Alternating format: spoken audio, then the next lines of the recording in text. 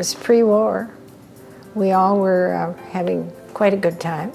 Okay. And it all changed very quickly after December 7th. The men all left the campus, it seemed to us.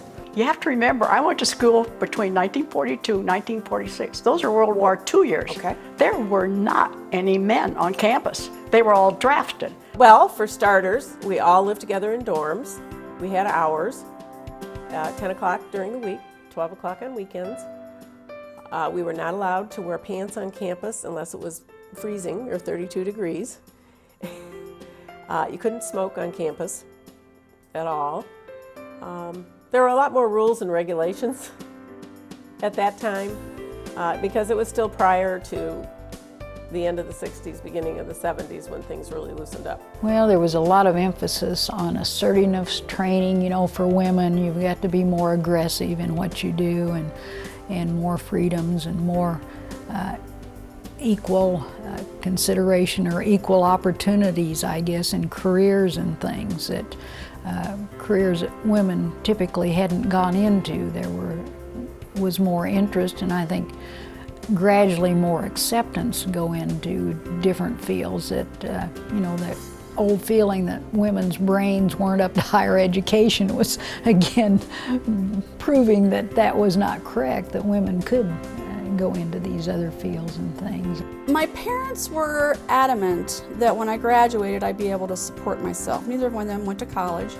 It was important to them that when I graduated, and there really weren't a lot of choices.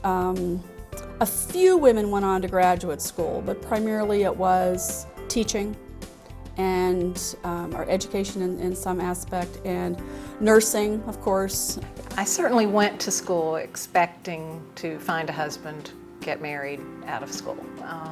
That was not that my parents taught me that, but that was just in general the expectation of my colleagues or the women that I was associated with at the time. But during the 4 years of school, that you could see, you know, we would talk about questioning that, and probably more women that I graduated from did not get married right out of college than did, and went on to have careers.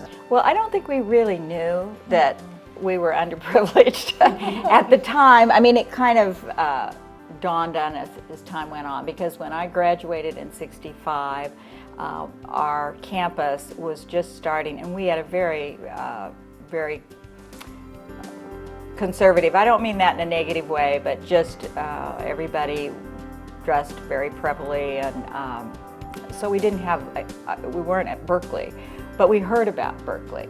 Well, it was the end, towards the latter years of the Vietnam War, you know, and so a lot of protesting was going on. Like Sally, I don't think we knew or recognized how far women needed to go. We thought we had come a long way then. Well, I was in school from '83 to '87, so it was the era of overindulgence. So in terms of women's issues, we were the generation that had to have it all.